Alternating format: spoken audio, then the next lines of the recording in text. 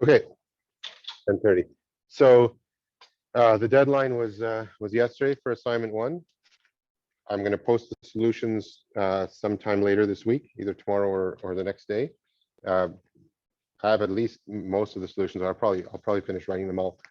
And I posted assignment 2 yesterday, or this morning, and it's due 3 weeks from last night because of reading week, right? And then assignments 3, 4, and 5 are all going to be, you're going to have 2 weeks to work on each one of them. All the assignments from now 2 to 5 are going to be 5 problems each. And there's reading week next week. There's no lectures next week, right? So after today, we meet again on Monday the 17th. I'll put all of that on Canvas and Piazza. Okay, so where we started talking about Jacobi fields, let me remind you the last thing we did, and then later today, I'm going to remind you something else we did from Monday. But the setup is as follows. Let gamma be a geodesic, a segment of a geodesic, be a geodesic. Then a vector field J along gamma is called a Jacobi field. Jacobi field. If dt squared J plus R of J gamma prime equals 0 for all t in 0a. This is the Jacobi equation. And we showed last time this is a second order linear ODE, and hence, given initial conditions,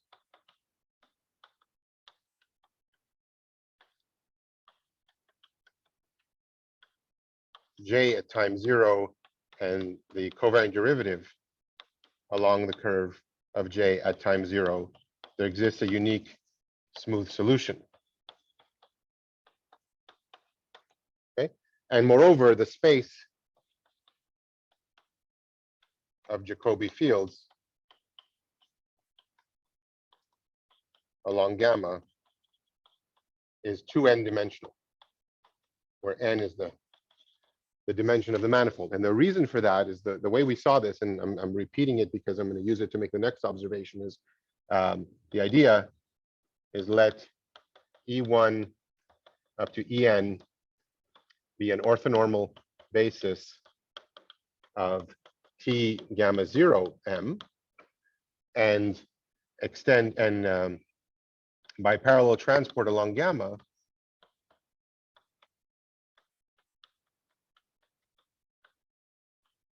we get E1 of T up to En of T is an orthonormal basis of T gamma T M for all time in 0a. And then the idea was you can write, because this is a frame, it's an orthonormal basis, we can write J of T as sum of df, Fi of T, Ei of T. And then plugging it into the Jacobi equation, we found that you get a second order, the Jacobi equation is a second order linear system of ODEs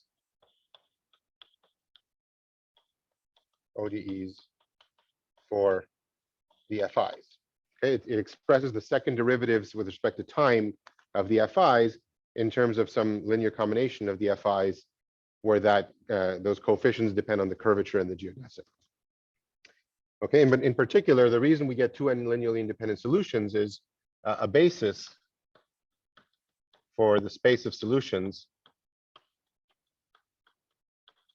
is given by taking the solutions where Fi of 0 is, let's say, delta ik, and dfi dt at 0 is 0. This is n of them. And the other ones are Fi of 0 is 0 and dfi dt at 0 is delta ik. This is the other n. So what I'm saying is for each of these choices, you get a Jacobi field, and any Jacobi field is a linear combination of these two n Jacobi fields. So these have dtj at 0 equals 0, and j at 0 is ek. And these have j at 0 is 0, and dtj at 0 is ek. So that's just a review from last time, but I wanted to repeat it because I want to observe that we always get two obvious solutions to the Jacobi equation, and that's because the velocity vector field gamma prime of the geodesic gamma is itself parallel along gamma. So since dt of gamma prime equals 0 for a geodesic, we could take, for example, En to be gamma prime in this construction. Right? What I needed, in other words, I choose my orthonormal basis, En of t is gamma prime of t. I need my orthonormal basis of t gamma 0, so I just choose gamma prime of 0. If this is a unit speed geodesic, gamma prime of 0 is a unit vector, and therefore I can take that to be one of these vectors and extend an orthonormal basis. So so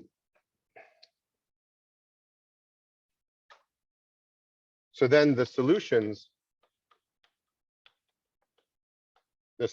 with fi of 0 is delta in, and dfi dt at 0 is 0, gives j is gamma prime as a Jacobi field. Okay, so let's verify this. So because if j is gamma prime, then dtj is dt gamma prime, which is 0. Well, that means dt squared j is 0 because dt of 0 is 0. And what about r of j gamma prime, gamma prime? Well, that's going to be r of gamma prime, gamma prime, gamma prime. And that's 0 because this is skew. Okay, so hence j equals gamma prime always satisfies the Jacobi equation.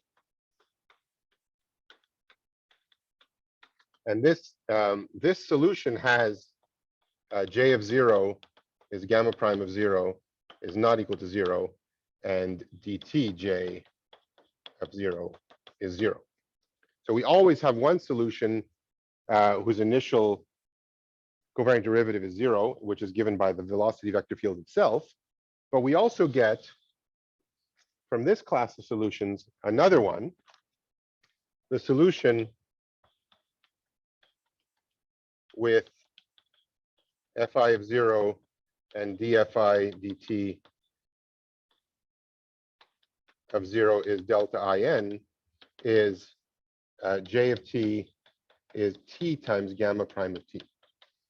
If I take I'll show this in a second. If I take any vector field along a curve and I multiply it by a function of t, this is still a vector field along the curve. So let's see why this is a Jacobi field. It's the same kind of calculation, except this one has different properties. So if j is t gamma prime, then what's dt of j? It's not 0 this time, because I have to do dt of this function of t times gamma prime, and that's going to be d by dt of t times gamma prime plus t times dt gamma prime, and this is 0, this is 1, so this I get gamma prime, and therefore dt squared of j is dt gamma prime is 0. So in this example, t times gamma prime, it's not parallel along gamma, but its second covariant derivative is 0, and r of t gamma prime, gamma prime, gamma prime, this is still 0 because this is linear. I can pull this out. Okay, so hence j equals t gamma prime satisfies the Jacobi equation. with j of 0 is 0 this time, and dt j at 0 is gamma prime of 0 is not equal to 0. Okay, so whenever we have a geodesic, we already know what two of the linearly independent Jacobi fields are: the velocity vector field itself and t times the velocity vector field. I'm going to make an observation, and then we're going to see that that somehow these are the trivial ones, and we want to just look at the rest of them. So now that we found those two solutions, let's observe the following lemma.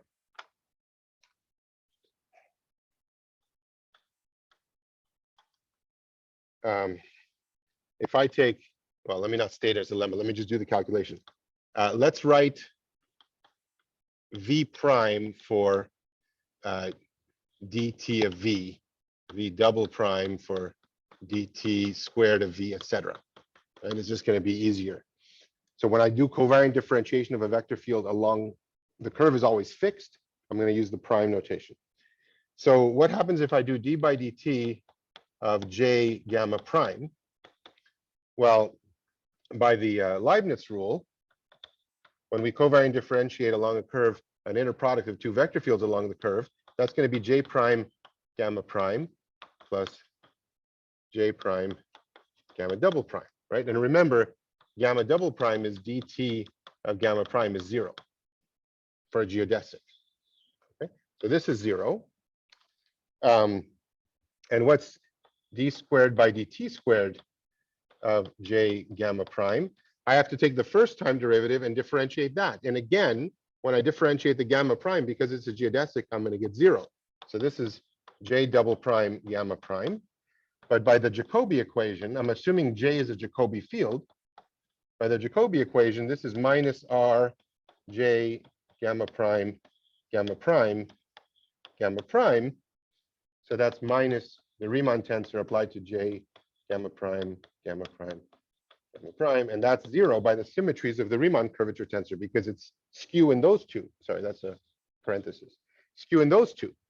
So this function of t, j inner product gamma prime, the second derivative is 0.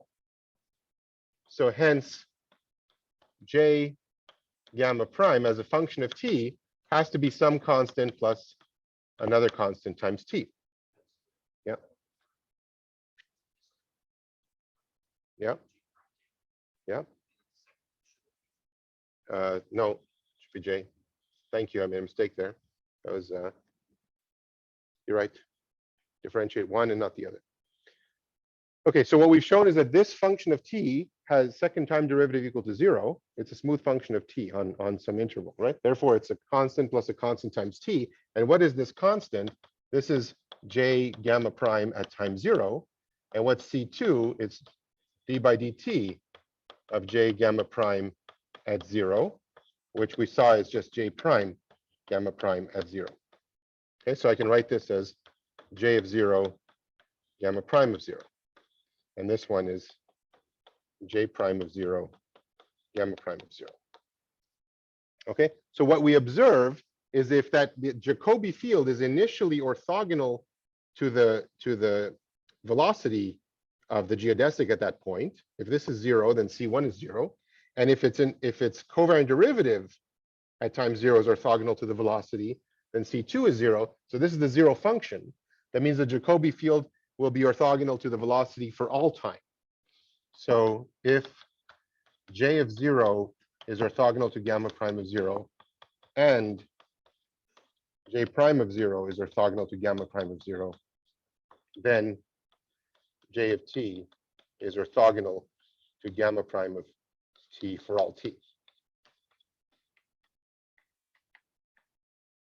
Okay, so we found two linearly independent solutions which were not orthogonal to gamma prime, right? Because they were in the direction of gamma prime. They were gamma prime itself and t times gamma prime. And we know that the space of solutions is given, a solution is determined by its initial conditions, right? And we just have to prescribe the initial value of J and its covariant derivative at time 0. So the punchline of this is hence the space of Jacobi fields along gamma, which are not orthogonal to gamma prime of t for all t, is exactly spanned by gamma prime and t gamma prime. So these are parallel to gamma prime for all t. Okay, so really what we've shown is if you have a so these two Jacobi fields are somehow not interesting. They're always there for any geodesic. The ones that are interesting are the ones which are given by the other initial conditions. So to get the other initial conditions, if we chose our En to be gamma prime, that means we definitely need Fi of Fn of 0 to be 0 and dFn dt at 0 to be 0. And that means that the initial value will be orthogonal to En, to gamma prime, and the initial covariant derivative will also be orthogonal to En. So if that's true, then it stays orthogonal to gamma prime for all t. Okay, so we will only care about Jacobi fields such that J of 0 and J prime of 0 are orthogonal to gamma prime of 0. And these are called normal Jacobi fields.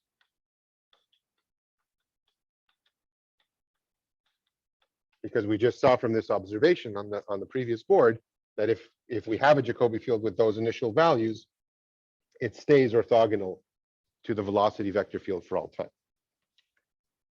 Okay. So let's do an explicit example. One person asked a question at the end of last lecture is how easy it is to compute Jacobi fields. It's not, because you need to know, what the curvature is explicitly. That's hard to compute from the metric. And then you need to know what the geodesics are explicitly, and that's usually hard to do. But in examples where the metric is very nice, so the curvature is very nice, then usually the geodesics are very nice, then you can do something, right? So only in very special examples can you explicitly solve this equation. It doesn't matter. You don't really need, one thing you learn in differential geometry is you give up the hope of finding explicit solutions to geometric differential equations, right? You just want to prove the solutions exist and they have certain properties, and that's often enough to do what you want to do. But let's look at an example. So let mg be of constant sectional curvature k, which is some real number. Then we know that the Riemann curvature tensor, the 0,4 tensor, is k times x inner product w, y inner product z, minus x inner product z, y inner product w. That was from a couple of lectures ago. Let's let gamma be a unit speed geodesic.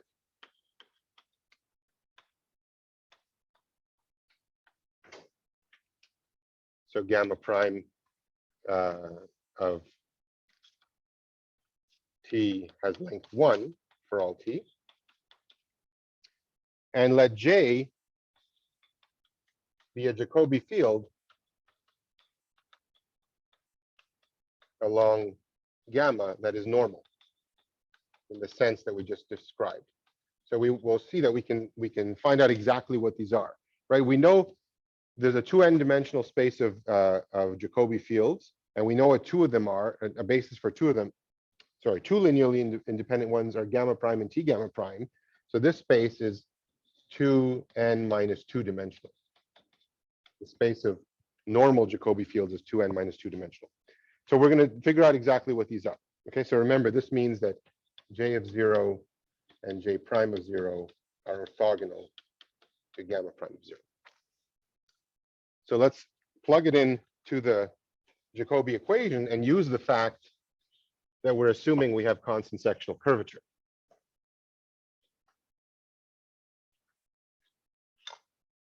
So what is R J gamma prime with V? Let V be any vector field along gamma.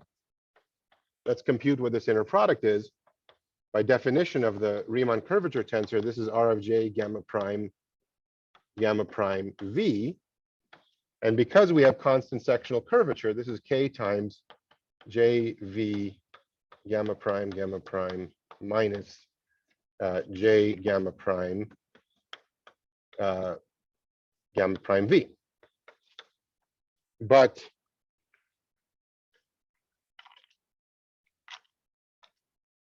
we're assuming that this is a normal Jacobi field, and we proved somewhere here that that means that J inner product gamma prime is 0 for all t, because it's normal Jacobi field. And we also have that this is 1 because it's unit speed. Okay. So what do we get? This is equal to, I can bring the k inside. This is a constant. This is k times j inner product v. So this guy, their inner product with any v is the same as the inner product of kj with v. But that means that R J gamma prime is kj. Okay? So hence, the Jacobi equation in this case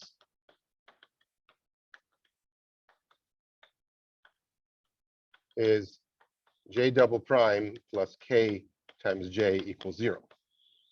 Sorry, J double prime, yeah, that's right, plus k times j equals 0. That's the Jacobi equation.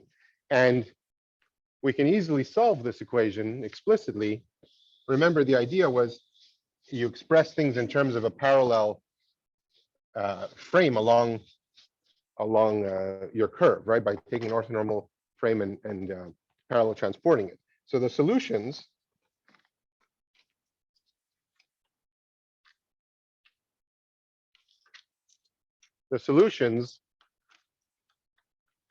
are obtained as follows.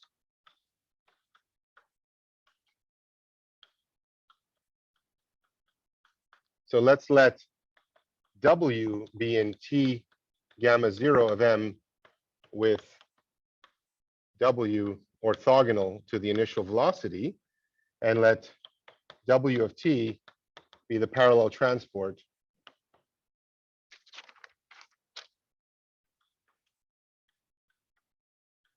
of W along gamma from gamma of 0 to gamma prime of T to gamma of T.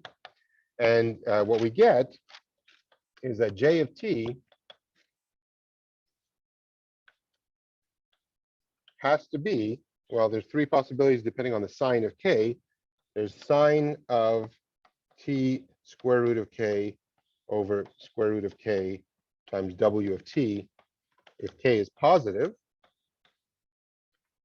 T times W of T if K is 0, and hyperbolic sine of T times the square root of minus K over the square root of minus K if K is negative. Okay, so if K is negative, then minus K is positive, and I can take the square root. So it's very easy to see that, oh, sorry, what am I saying? This is a solution. These are solutions with initial value 0 and initial derivative W. So these are the Jacobi fields with J of 0 equals 0 and J prime of 0 equals W. Okay, so I'm not finding all the normal vector fields. I'm finding the normal vector, sorry, not finding all the normal Jacobi fields. I'm finding those whose initial value is 0.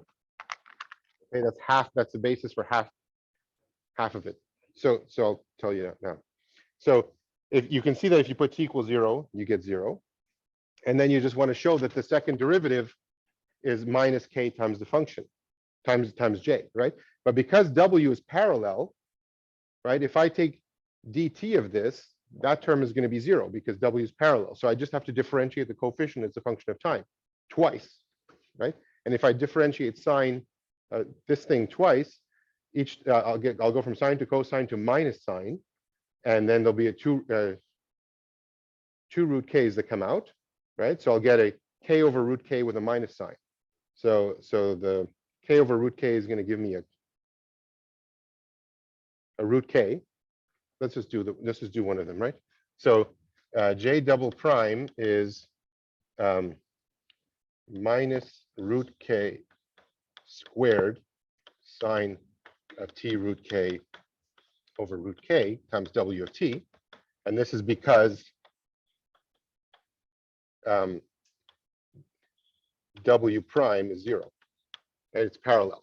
And then what's this? This is equal to minus k times j of t, right? Because this whole thing is still j, so I have a minus k, and that's what I needed. You have a question? Yeah. Yes. I forgot to write the w of t because it doesn't make sense otherwise. So, and you can see, right, the same thing here. What I want is, because w is parallel, right? It's basically coming along for the ride. It's constant. So I need a function.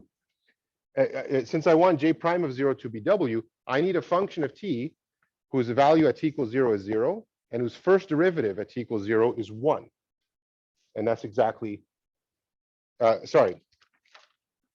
What we want is, so j of t is some f of t, w of t. That means we want f double prime plus kf equals 0, with f of 0 is 0 and f prime of 0 is 1. And those are the solutions. Okay. Yep. Question.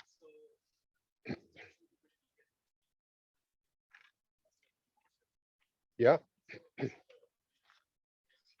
Well, it's really showing you. So the question was that this seems to be related to the usual PD that gives you harmonic oscillations, right? And that's why we get this trig function. It's really showing you that on a manifold with positive sectional curvature, the Jacobi fields are going to want to, if they start with 0, they're going to want to become 0 again, right? This one starts at 0, but it's never 0 again, and neither is this.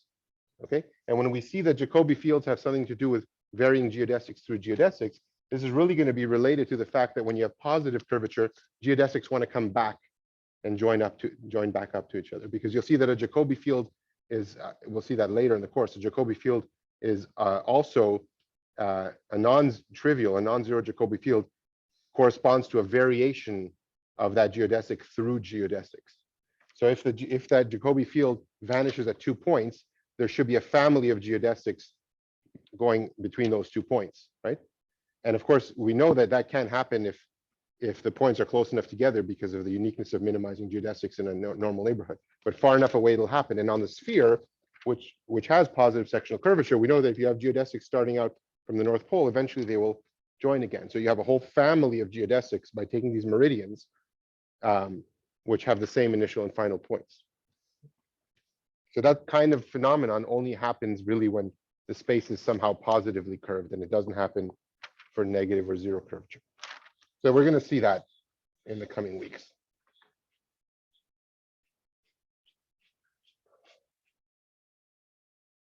But then another answer to your question is just that curvature involves 2 derivatives, right? If you want to look at the simplest case, you want to look at the simplest second order linear ODE, it's going to be that. Okay. All right. So we're going to use these several times later in the course, right? And you can also write down what the Jacobi fields are on this manifold of constant sectional curvature, whose initial derivative is whose initial value is some vector, and whose initial derivative is 0. And you just have to change this 1 and this 0 right? And you're going to get cosines and hyperbolic cosines and things like that. Okay. So recall from last time that if V is a smooth curve in the tangent space at M with, so this is abusive notation, but we're going to do it anyway. This curve at time 0 is some fixed vector V, and V prime of 0 is W, then if I define J of t to be d by ds of sigma at 0t, where sigma of S and T is xp of tvs, then this J is a Jacobi field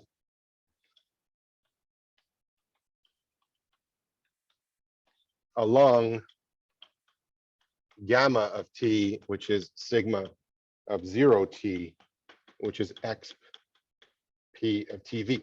This was the initial motivation on Monday for the Jacobi equation. We said start with this family in S and T, this parameterized surface, look at the velocity in the s direction at s equals 0, we get a vector field along gamma, and we show that that satisfies an ODE. Okay, and also that's a Jacobi field. Also, what is J of 0? If we look at the definition of J, that's going to be d sigma ds at 0, 0. So that's the same as d by ds at s equals 0 of sigma of 0t, which is d by ds at s equals 0. What happens if I put, what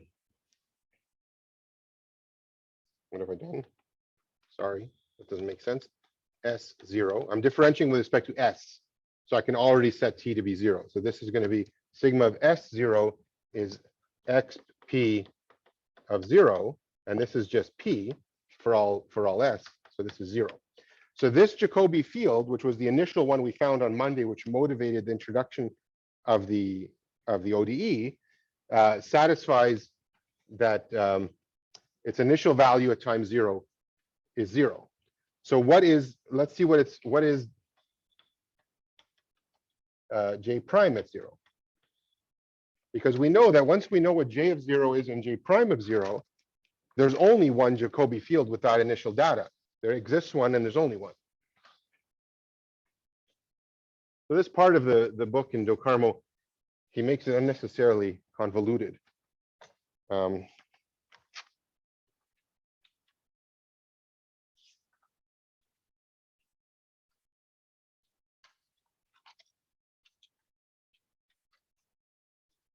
Let's compute. So what is J prime of 0? Well, we need, so J of t was d sigma ds at 0t. Okay, so we need to compute what dt dtj at 0 is, and that's going to be, well, let's compute without before we evaluate at 0. Let's compute dt of that. So that's going to be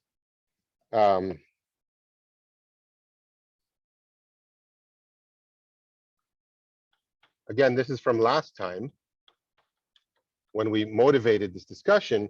The formula for this was xp star at tv applied to tw. Okay, this is from last time. And this is a linear map. So I can pull this t out of the linear map. So this is going to be dt of t times xp star tv applied to w. So here I just use the fact that push forwards are linear. Is linear. And now I have some vector field along gamma times t, and I'm taking dt of that. So the first thing I do is differentiate this guy. So it's going to be xp star TV applied to W plus T times some stuff where I differentiate this. And I don't care what it is because I'm going to evaluate it at T equals 0. It's going to all die because of this. So J prime at 0 is dtj at 0.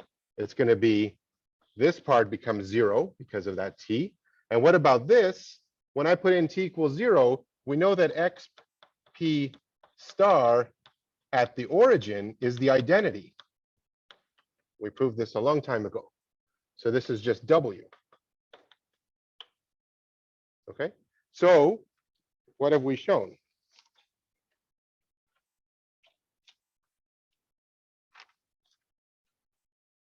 We've proved the following. We have an explicit formula for the Jacobi, in terms of the exponential map, we have an explicit formula for the Jacobi field with a given initial value and initial covariant derivative. So we've proved the following corollary. Let gamma be a geodesic. The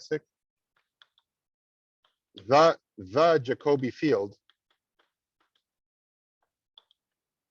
J along gamma with J of 0 equals 0 is J of T is xp star T gamma prime 0 T J prime 0.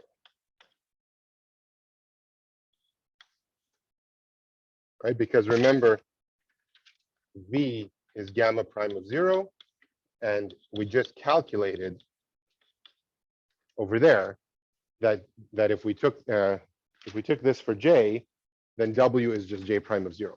So if you want the geodesic with an initial J prime to be something, and you know that your geodesic is gamma, so what you do is you take the initial value of J prime that you want, multiplied by T, and apply xp star at T gamma prime 0. That's a vector field along gamma, and it's exactly a Jacobi field with J of 0 equals 0 and J prime of 0 equals J prime of 0. Okay. So we're going to use that formula probably a few times in the rest of the term. So the way Joe Carmo worded that section was very weird, right? He says he says, look, we constructed a Jacobi field here with initial value 0 and initial covariant derivative equal to W. And he says that this is the only way to do it. Well, we know that's the only way to do it because it's an ODE. So if you have the initial conditions, there's a unique solution. So you just have to compute what is J prime at 0 for this J, and that gives you that corollary. So the next thing we want to do is we want to investigate how the Jacobi fields are related. I mentioned this on Monday, to the spreading of geodesics. So now we'll relate the spreading of geodesics. I'm putting in quotation marks. Geodesics starting from P.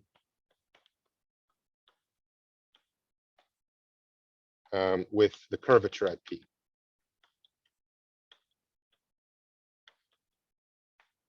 Right? So when we introduce curvature, someone asked, well, what is the geometric meaning of sectional curvature?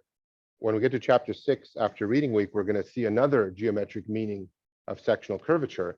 But today we're going to see one that's related to geodesics. It's going to tell us that the sign of the sectional curvature is, and I also motivated this intuitively on Monday, the sign of the sectional curvature is going to be telling us whether geodesics starting from a point want to come closer together or spread further apart. Okay, so let's state the proposition, prove it. This is going to be a fun proof. I like this proof. And then interpret it. And that's probably where we're going to, well, we'll see where we're going to get to.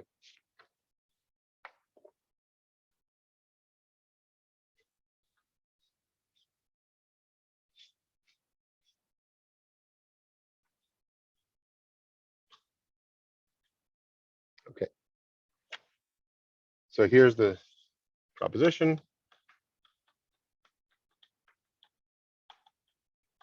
Let P be a point in M.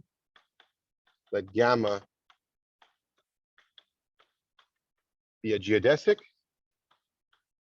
starting at P.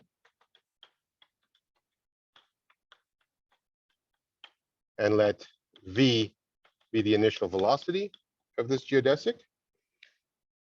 Let W be a tangent vector at V to TPM, which remember is canonically TPM, with W equals 1, length of W equals 1. So we take a unit vector, another unit vector. So V doesn't have to be a unit vector here, but if it's parameterized by arc length, it will be. But it's just some vector, and we take W to be a unit vector in TPM, but we want to think of it as being tangent to TPM at the point V. And let J be the Jacobi field along gamma given by J of T is XP star at TV applied to TW for T in 0A. So by the previous corollary, J at 0 is 0 and J prime at 0 is W. It's the Jacobi field with this initial data. Then the Taylor expansion of the function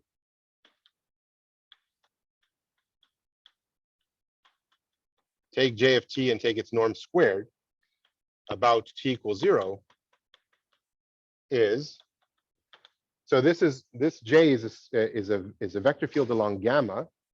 The norm, this is the norm coming from the metric.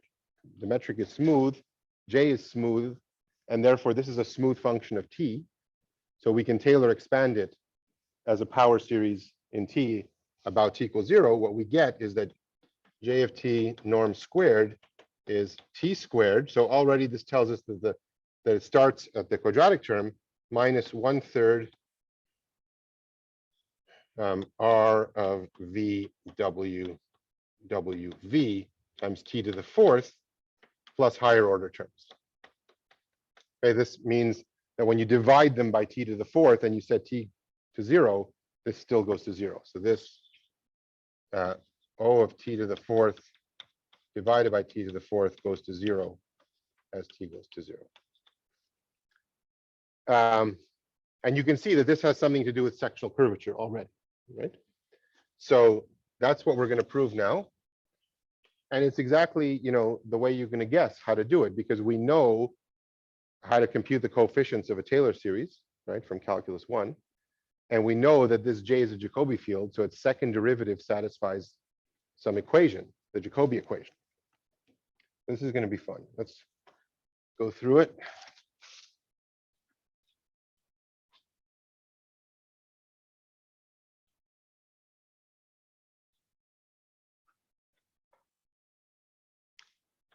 So first things first, we know that J of 0 equals 0.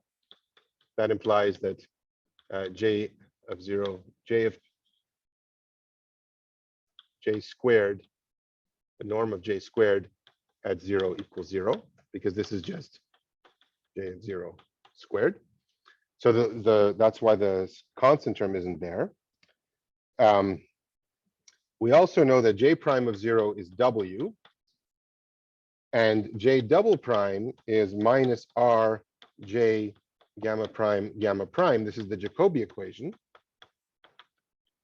And therefore, if I evaluate this at time 0, I get 0 because J of 0 is 0. So that this is a tensor, right? So evaluate this at time 0, I just evaluate each of these things at time 0, and that one is 0. So what do we have? We have J of 0 is 0, J prime of 0 is W, J double prime at 0 is 0. Okay, so now as I said, we have the function I want to Taylor expand is this, inner product of J with itself, right? That's 0 at time 0. What is its first derivative? Well, by the Leibniz rule, well, metric compatibility, really. By metric compatibility, this is 2J prime. Okay, and hence this thing at time 0 is 0 because that guy vanishes at time 0. Now let's look at the second derivative. To compute the second derivative, I have to differentiate the first derivative. So again, I'm going to have metric compatibility. When I differentiate the J here, I'm going to have a J prime squared. And when I differentiate that one, I'll have a J double prime. And so if I compute what is the second derivative at time 0, that one's going to be gone because both of these vanish at time 0. But this is equal to W, and that's a unit vector. So this is 2. So we already know a big chunk of this. So if I let f of t be j at t, then what do we have? We have f of t is f of 0 plus t times f prime of 0 plus t squared over 2 times f double prime of 0 plus higher order terms. We just showed that this is 0 from here. We just showed that this is 0 from here. And this one is equal to t squared because f double prime at the origin is 2. So the 2 cancels with the 1/2. So we've got up to here. We need to show that the t cubed term is 0 and that the t quarter term is what it is there. So now we need the third derivative. So what's next here, right? We have t cubed over 6 times f triple at 0 plus t to the 4th over 24 times the 4th derivative at 0 plus dot, dot, dot. So we need the third and fourth derivatives.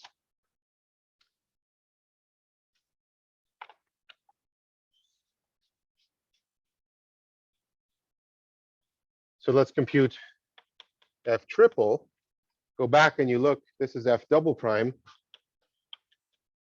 This is, maybe I should write this. So let's write it over here. F double prime is 2 j prime plus 2 j double.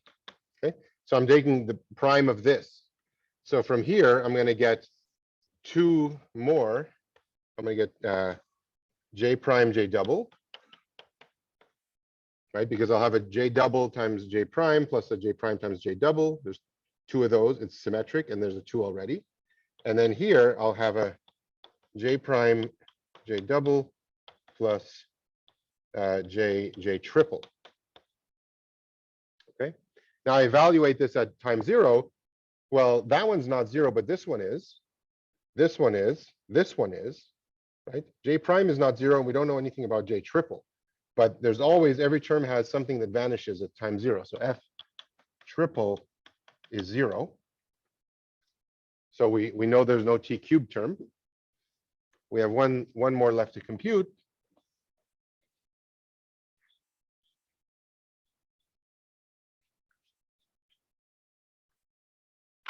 The fourth derivative of f. So I have to differentiate the third derivative. So when I differentiate that guy, I'm going to get 4 j double squared plus 4 j prime j triple plus 4 plus 2. Oh, I could have combined these, right? I have 6 of these. This is equal to 6 j prime j double plus 2 j triple. Let's do that. So I'm going to get 6 of these. plus 6 of those plus 2 j prime j triple plus 2 j fourth derivative. Okay, and these combined anyway. So what is the fourth derivative at time 0? This is going to be 0. This one's going to be 0. We don't know what the fourth derivative is, but we know j is 0 at time 0, and these are the same. So we're going to get 8 j prime 0 j triple prime of 0. So we need to you see here, if we're going to, what goes here is so f to the fourth 0, 1 over 24 times t to the fourth is going to be 8 over 24 is 1/3. This is w j triple prime at 0 t to the fourth. So to complete the proof, we have our 1/3. There's a minus sign, and what is this? This is equal to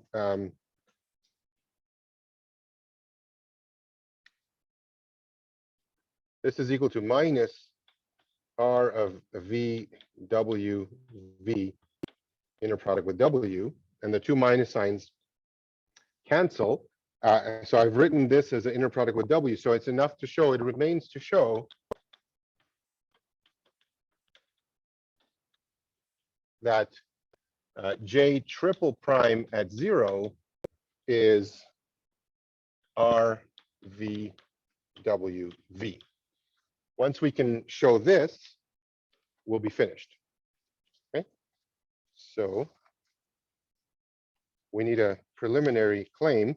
If we had talked about how to differentiate arbitrary tensors, not just vector fields using the Levi-Civita connection, this claim would be obvious for those of you who know how to do that. It's immediate. But since we didn't spend time talking about that, I have to do this as a separate claim. So before we can prove this,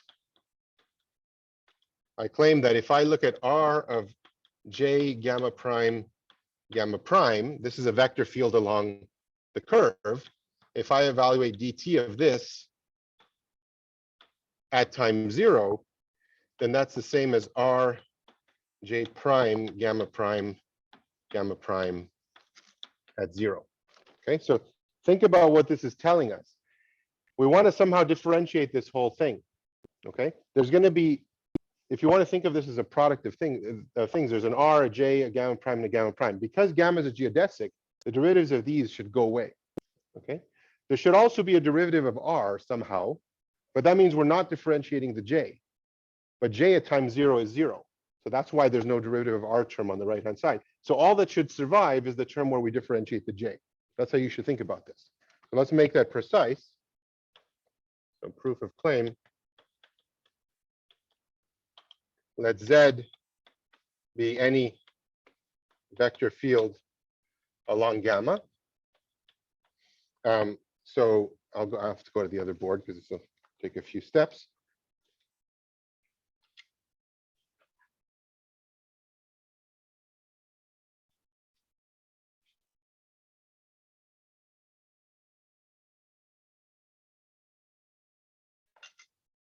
So let's compute. If I want to compute this guy. Eventually, I want to compute that just at time 0. Right? That's what I care about in the claim. But let's use metric compatibility to write this as d by dt of r of j gamma prime z minus r of j gamma prime dtz, right? Because if you expand this out, the first term you get is this, and then the other term is that. And eventually I'm going to let t go to 0, and that's all I care about. So this is 0 at t equals 0. So I'm going to ignore it from now on. It's going to be irrelevant. It's going to drop out when I set t equals to 0. And that's because this guy vanishes at t equals 0. So now, by the properties, the symmetries of the Riemann curvature tensor,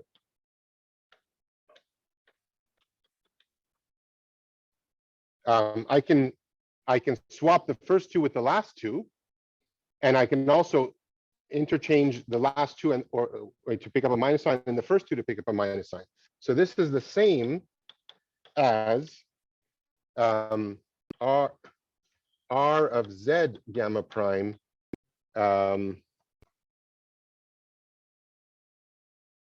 gamma prime J plus stuff that I don't care about. So what did I do? I brought this here and this here. So I have a gamma prime Z, J gamma prime. And then I swap the first two and the last two, get two minus signs. Now let's use metric compatibility again. And this is going to be dt of R of Z gamma prime J plus R of Z gamma prime dtj plus stuff which I'm ignoring because it's going to be 0 when t equals 0.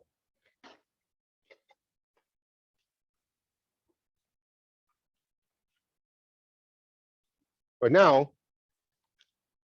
this guy, even though now I'm still differentiating the curvature, I don't care about this term because I've moved the j over here. This will also vanishes at t equals 0.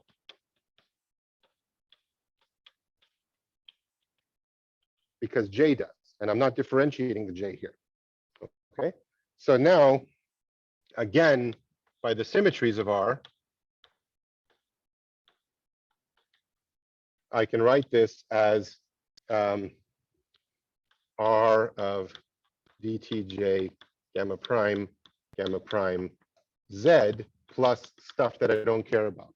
So again, I did the same thing. I swapped the first two with the last two, and then I flipped them and I flipped them. Okay, and now let t equal 0. What do we get? We get dt of R of J gamma prime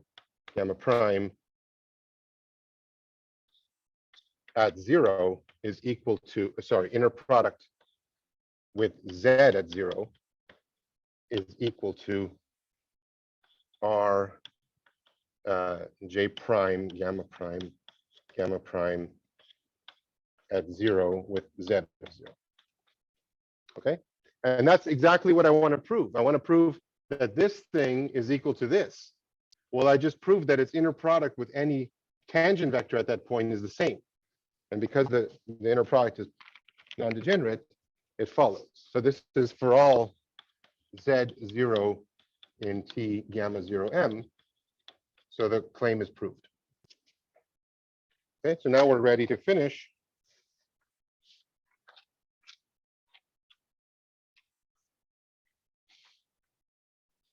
We have the claim. What do we want to show? It's still here. We want to show that.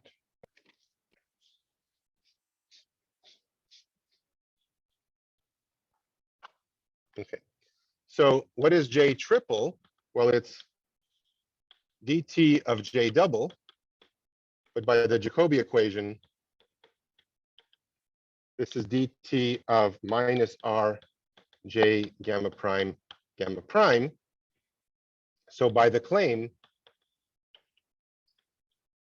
if I only care about J triple at time 0, the minus sign comes out. I want this thing at time 0. This is equal to minus R J prime at 0, gamma prime 0, and that's equal to minus R of WV, which is R of VW. Good. That's what we want. Okay.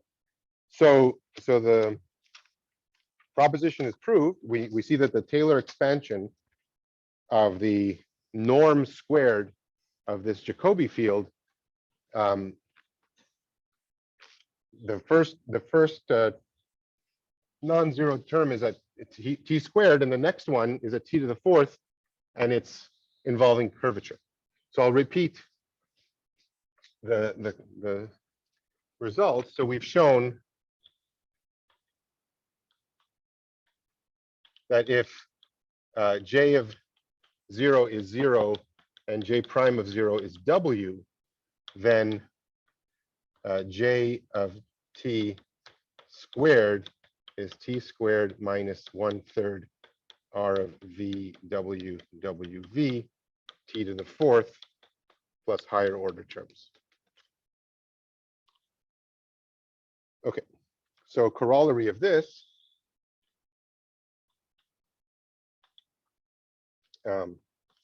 if I just take the square root, then this is t minus 1/6. Sorry.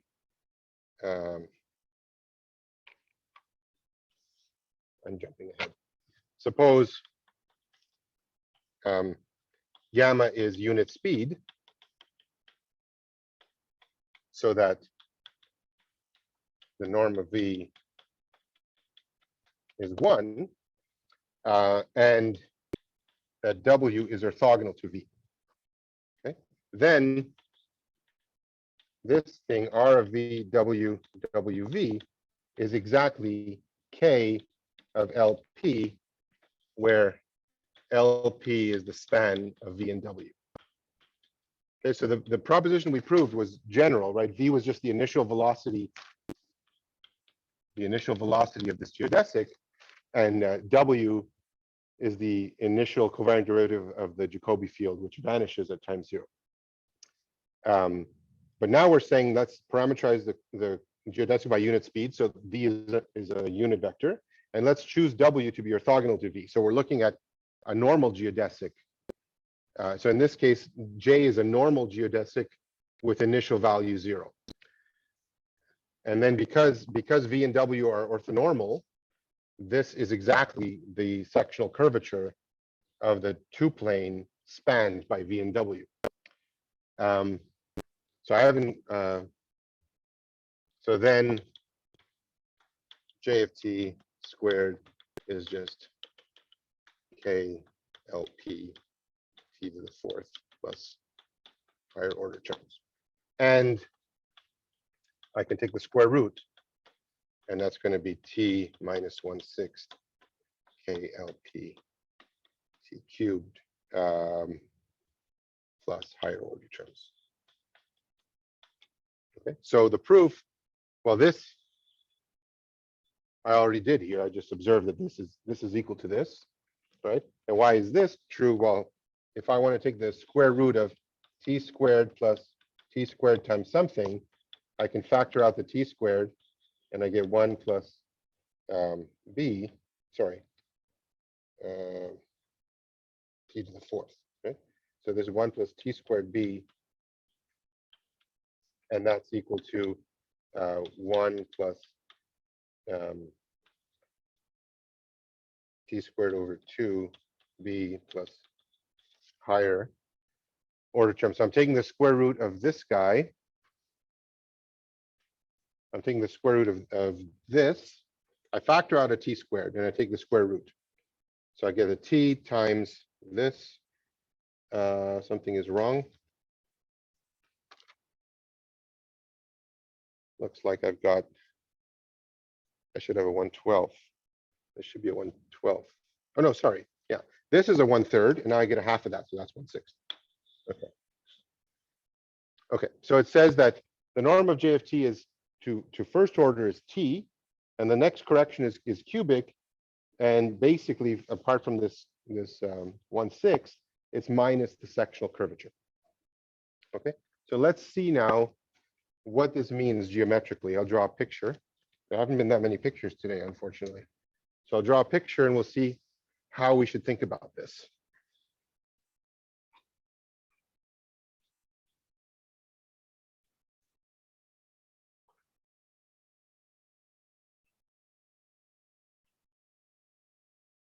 Okay, I'm definitely going to need my colors now.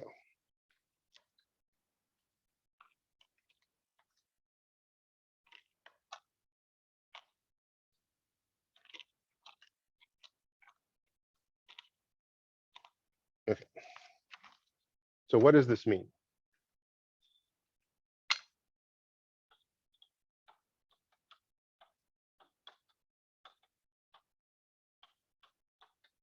So let's draw a picture again of TPM. And let's draw a picture of M. So here's the origin. The exponential map is taking the origin to P. What we have here is we have this curve V of S, which is passing through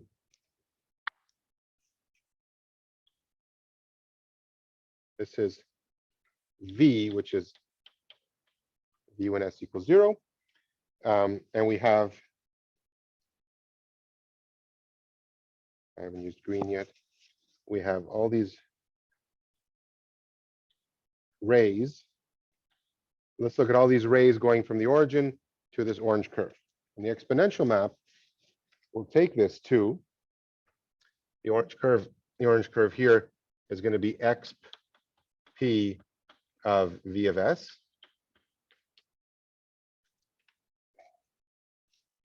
This blue one is gamma, which is xp of TV. And these green ones are the images of these rays. Okay, so for sigma of ST is xp of TVS with S in some neighborhood of 0 and T from 0 to some delta such that this is defined. We know because the domain of the exponential map is open, if I choose this point here, then I'm going to be able to move along this curve at least for a little bit, and all the way from the origin up to here. So I can even take delta to be at least 1 because V is in the domain where this is going to work. So this is where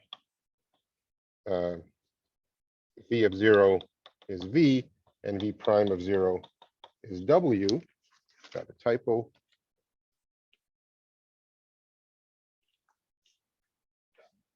So this velocity here is W, and that's going to have some velocity here. The rays, T goes to TV of S for fixed S. For fixed S, deviate from T goes to T of V0 with a velocity d by ds of T V of S at S equals 0. And that's equal to, if I take this and I differentiate with respect to S, the T comes out and I get a V prime of 0, which is T times W, and that's just T. Okay, so in this picture, if I'm looking at these green rays, these are all rays coming out of the origin. They're going to map to geodesics there. And I want to see how are these spreading along this orange curve as S varies. So I want to find their sort of rate of change, the speed that they're changing at S equals 0 in this S direction. So I differentiate that curve for fixed T with respect to S at S equals 0. I get this yellow vector, and the length of that vector here is T. Okay, but what's happening on the other side?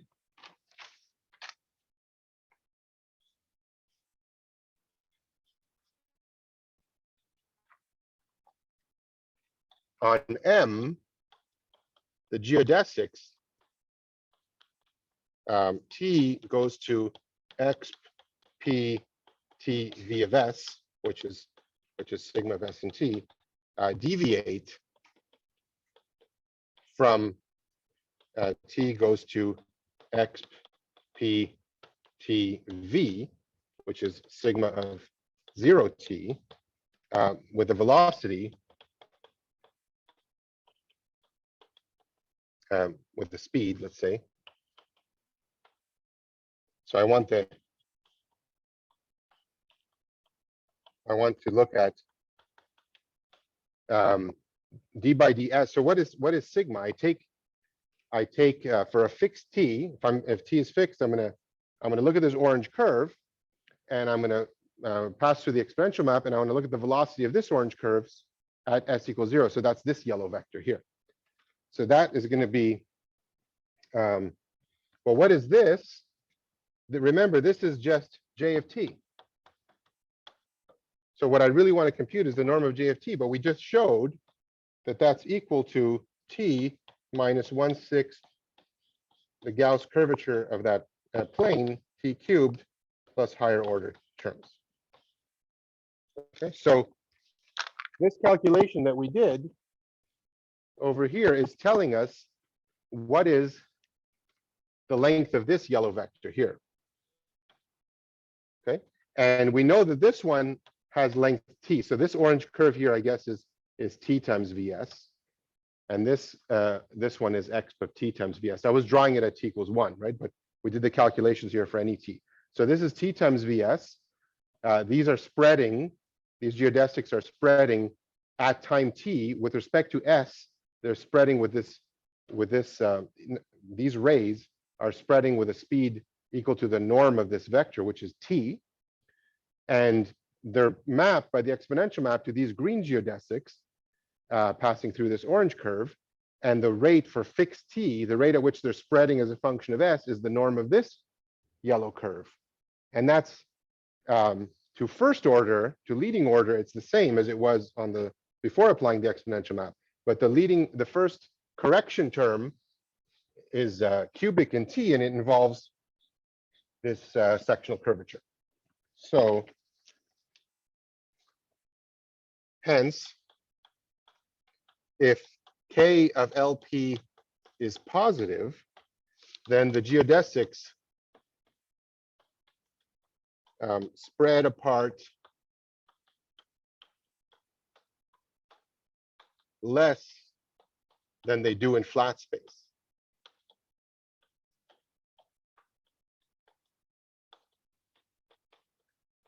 Because that picture there, the picture in TPM with the fixed inner product GP, that's, if we pick an orthonormal basis, then we really just have Rn with the Euclidean metric. So what's happening in flat space, what would happen in flat space is what's happening on the left-hand side, the picture in TPM, because we know the geodesics are just straight lines.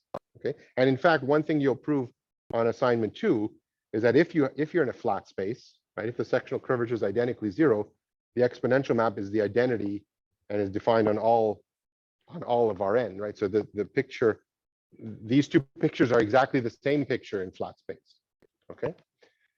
And if the sectional curvature is negative, the geodesics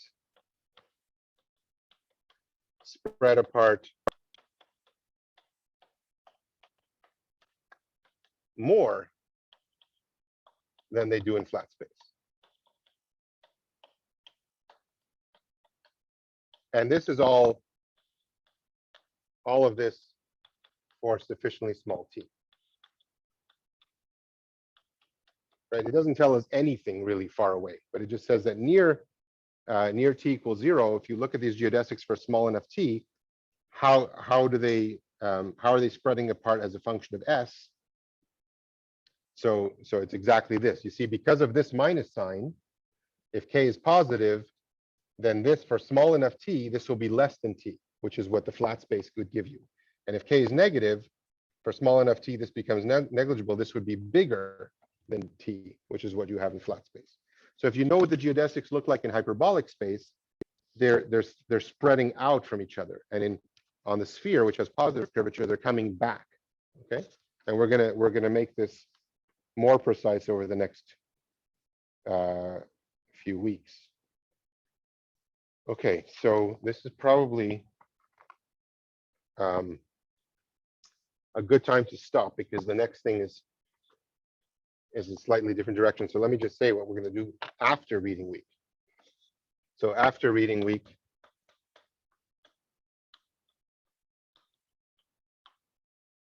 so on Monday, October 17, we'll investigate the relationship between Jacobi fields and critical points of the exponential map, i.e. Points V's in TPM such that XP star at V, which goes from TV of TPM, which is TPM, to TXPV of M is singular. Right? This push forward is a linear map from here to here, and these are both n-dimensional. So it's exactly going to fail to be invertible if and only if it has a non-trivial kernel by rank nullity. And we know that when V equals 0, this is the identity, so it's invertible. And by smoothness, when V is close enough to 0, it's going to be invertible. But if you go far enough away, it could be that this fails to be invertible. Okay, so it no longer gives you a diffeomorph. So we know that the exponential map has some domain where outside that is not even defined, right? But within that domain, we know that its push forward is invertible at the origin. So by the inverse function theorem, there's some neighborhood of the origin which might be properly smaller than its domain on which it's a diffeomorphism. Okay, and at every point in that neighborhood, because the push forward of a diffeomorphism is an isomorphism, this will be invertible. So these are not critical points.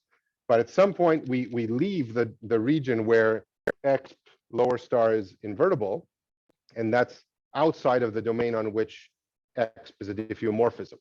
Okay, and these points, these critical points of the exponential map, are going to be related to Jacobi fields. We'll see that if you have such a point, then there's going to be a Jacobi field which is not 0, but which vanishes both at the origin and at P and at this point. That's going to characterize these critical points of the exponential map by the existence of a Jacobi field that vanishes at 2 points. Okay, so we're going to do that and a few consequences of that when we come back after reading week. I only need about 35, 40 minutes to do that. We'll be done with chapter 3. And all of assignment 2 is based on, sorry, chapter 5. All of assignment 2 is based on chapter 4 and 5, right? So you can already do about half of it. Actually, you can do more than that. I think you can do 2/3 of it now over reading week. And after the first half of Monday, October 17th, you'll be able to do the rest of it. And it's due on Tuesday, October 25th. Okay. So we're going to end 2 minutes early today, and we'll all celebrate that and take a week off.